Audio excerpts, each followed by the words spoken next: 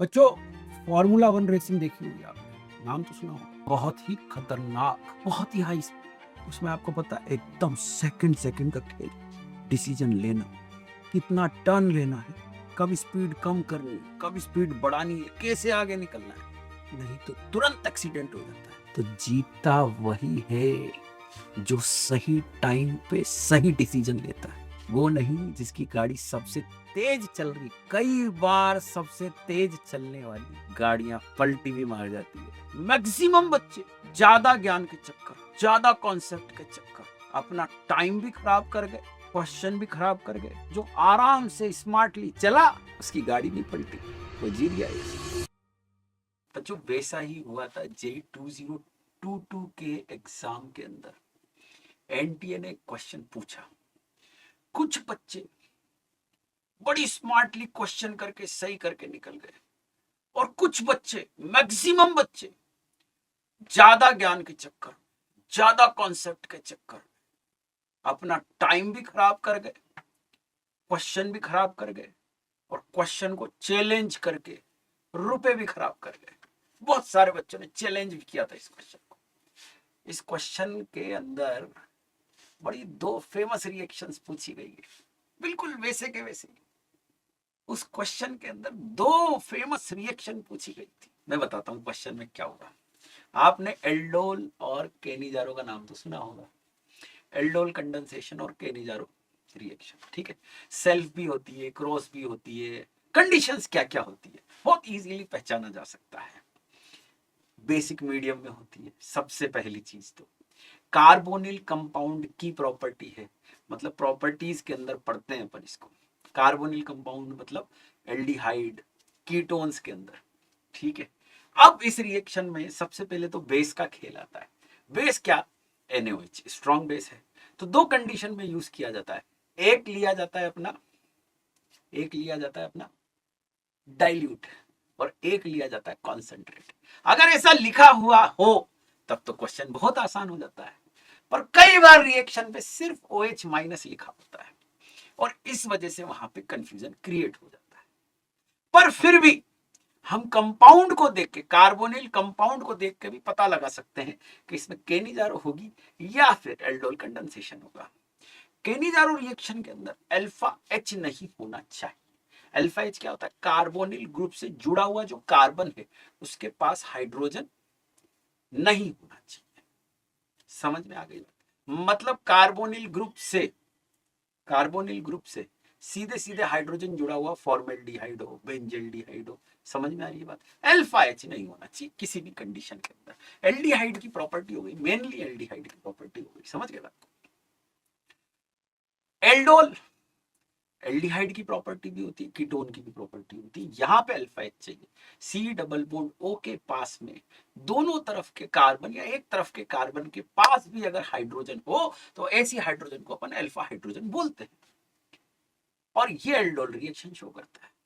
Aldol reaction और Cannizzaro reaction में difference क्या आता है मैकेनिज्म का, ठीक है ना। फिर इस क्वेश्चन पे आएंगे, पहले अपन समझ लेते हैं ये क्वेश्चन है बेसिकली। तो पहले क्वेश्चन को समझते हैं, क्वेश्चन क्या था। मतलब क्वेश्चन से पहले कॉन्सेप्ट ही समझ लेते हैं, ठीक है ना। चलो देखो क्या होता है कि एल्डोल में जैसे अपन ने लिया, अरे कहां चले गए, हाँ भाई, एल्डोल में क्या हुआ कि अपन ने C double bond O CH3 लिया, और NaOH लिया डाइल्यूट कंडीशन के अंदर। ये OH माइनस इस हाइड्रोजन पे अटैक करेगा। डाइल्यूट है, आराम से C डबल बॉन्ड O के पास हाइड्रोजन है, एसिडिक हाइड्रोजन, इजीली निकल जाएगा OH माइनस की प्रेजेंस में। बढ़िया बेस निकल जाएगा। निकलते ही क्या होगा, इसके ऊपर C double bond O CH3, और यहाँ पे CH2 नेगेटिव चार्ज आ जाएगा। ये जो हाइड्रोजन दिख रहे हैं ना बेटा, ये अल्फा हाइड्रोजन है। C डबल बॉन्ड O के कार्बन के पास में जो हाइड्रोजन है, ठीक है। और इसके आगे वाला कार्बन होता है, उस पर हाइड्रोजन होती है तो उसको बीटा हाइड्रोजन बोलते हैं। उसके आगे वाली पोजीशन को गामा पोजीशन, ऐसे डिफाइन होती है। अब क्या है, यहाँ पे एक ही टाइप का मॉलिक्यूल है, तो यहाँ पे इसी के दूसरे मोल पे बाय डिफॉल्ट इसके मोल लेने की जरूरत नहीं है। C double bond O CH3 और CH3 के, अब ये कहां अटैक करेगा, जहां पार्शियल पॉजिटिव है। ये जैसे ये यहां अटैक करेगा ये ऊपर की तरफ चला जाएगा, पक्की बात। जैसे ये ऊपर की तरफ जाएगा यहाँ नेगेटिव चार्ज आ जाएगा, तो CH3 है ना, यहीं से चल रहे हैं अपन। C double bond O CH2, अब इस कार्बन पे जोड़ दिया अपन ने तो C, है ना, ये नेगेटिव चार्ज ऊपर की तरफ शिफ्ट हो गया था, ये O नेगेटिव, और दो तरफ मिथाइल मिथाइल अपन लगा देंगे, इस तरीके से बन जाएगा। क्लियर? अब यहां पे पानी है साथ में, H2O है इसे, तो ये H2O का H प्लस यहां चला जाएगा, और इस तरीके से CH3 C double bond O CH2 C CH3 CH3 OH, तो ये कौन सा हो गया बेटा? कीटो हो गया, और कीटो की अल्फा और बीटा पोजीशन पे, तो इसको अपन बोल देंगे बीटा हाइड्रोक्सी, और कीटोन बन जाएगा, बीटा हाइड्रोक्सी कीटोन बन जाएगा, नाम आप फिर देख लेंगे। ठीक है, तो ये इसका एल्डोल का मेजर प्रोडक्ट होता है, इसका बेटा एल्डोल का मेजर प्रोडक्ट होता है। जब हम केनिजारो पे जाते हैं तो बहुत सिंपल, मैंने क्या बोला, अल्फा हाइड्रोजन नहीं होना चाहिए, सिंपली NaOH लिखा हो तो भी ऐसे ही कराना है, कॉन्सेंट्रेट लिखा हो तो भी ऐसे रिएक्शन करानी, OH माइनस जाएगा। अब कॉन्सेंट्रेट लिया है, तो कॉन्सेंट्रेट लिया तो बेटा इसी को निकाल देगा, जैसे इसको निकालेगा यहाँ पे OH माइनस लग जाएगा, H निकलेगा, और H निकल के कहां अटैक कर जाएगा बेटा, ये H यहाँ पे H माइनस अटैक कर जाएगा यहाँ, और यहाँ OH लग जाएगा, तो ये बन जाएगा एक तरीके से इसका तो C double bond O HOH, समझ गए, और ये बन जाएगा CO नेगेटिव HH पहले से, क्योंकि ये पाई बॉन्ड यहाँ शिफ्ट हो जाएगा, और ये H माइनस यहाँ पे आएगा तो H यहाँ लग जाएगा। अब ये क्या है बेटा, एसिटिक एसिड, ये अल्कोहल है तो एसिडिक एसिड, ज्यादा एसिड, तो ये वाला H यहाँ पे शिफ्ट होगा H प्लस की फॉर्म में, और इस तरीके से HC डबल O माइनस, और सोडियम का मतलब Na प्लस, तो इसका ही कार्बोक्सिलिक सॉल्ट बन जाएगा, एसिड का सॉल्ट, और साथ में इसी का अल्कोहल, तो CH3OH बन जाएगा, और ऐसी रिएक्शन को अपन डिस्प्रपोर्शनेशन रिएक्शन बोलेंगे, क्योंकि एक का ही ऑक्सीडेशन एक का ही रिडक्शन हो गया, एक तरीके से डिस्प्रपोर्शनेशन रिएक्शन, जबकि यहाँ पे बीटा हाइड्रोक्सी कीटोन बन जाएगा। समझ में आई बात? यहाँ पे चाहिए अल्फा हाइड्रोजन, यहाँ पे अल्फा हाइड्रोजन नहीं चाहिए।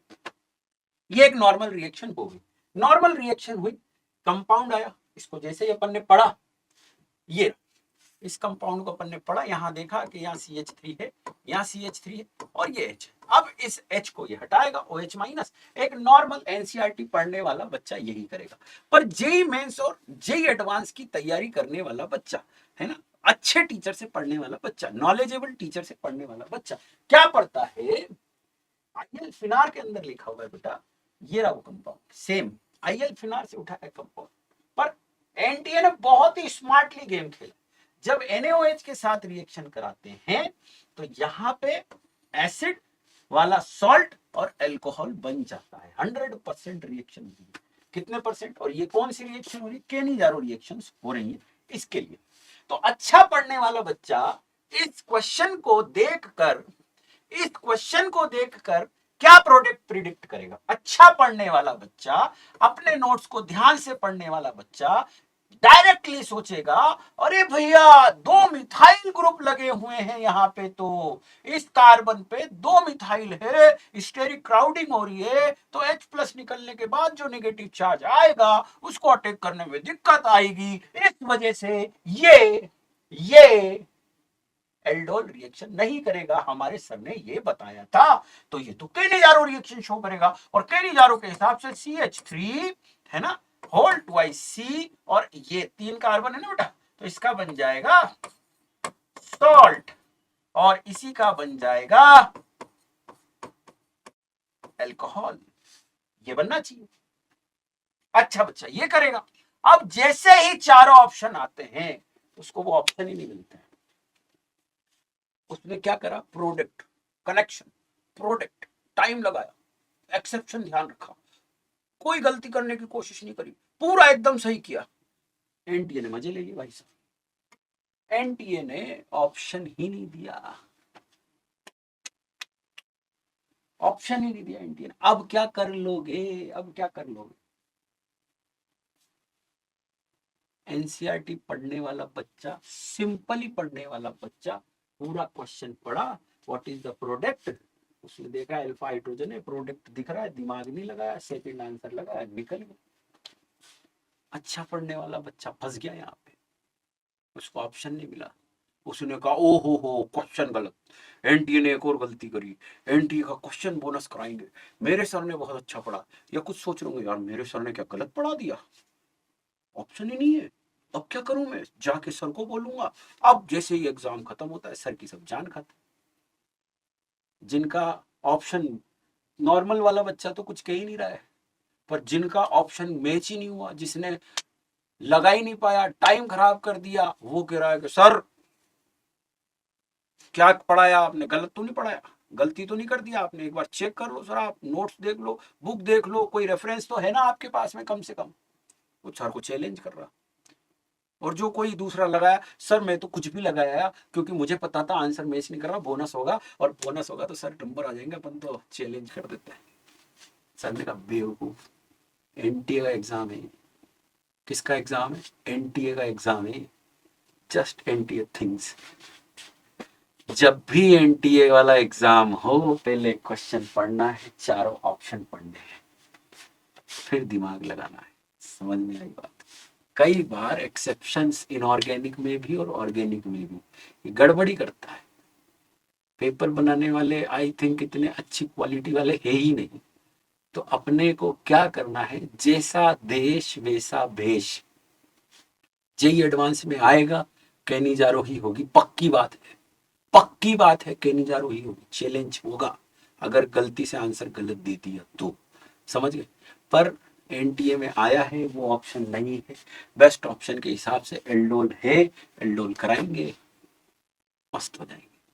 आई बात समझ में? तो एनटीए थिंग्स ध्यान रखना है, क्वेश्चन पूरा पढ़ना है, चारों ऑप्शन पढ़ने, और जो बेस्ट पॉसिबिलिटी है वो लगाना है। बच्चों एक बात तो मैं बताना ही भूल गया था, चाहे आप ड्रॉपर हो, चाहे जेई की प्रिपरेशन कर रहे हो या प्रिपरेशन शुरू करने वाले हो, बच्चों अनअकैडमी आप लोगों के लिए लाए 3 दिन एकदम फ्री, जहां पे आप प्लेटफॉर्म पे जाके अपने आप को एनरोल कर सकते हैं, 3 दिन फ्री क्लासेस देख सकते हैं, 3 डे फ्री ट्रायल।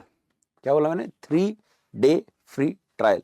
ध्यान रखें, लाइव रिकॉर्डेड क्लासेस हैं, टेस्ट प्रैक्टिस क्वेश्चन से, डाउट सॉल्विंग सेशन से, और ऐसे मौके बार बार नहीं मिलते। जाइए और क्रैक कर दीजिए। Let's crack it.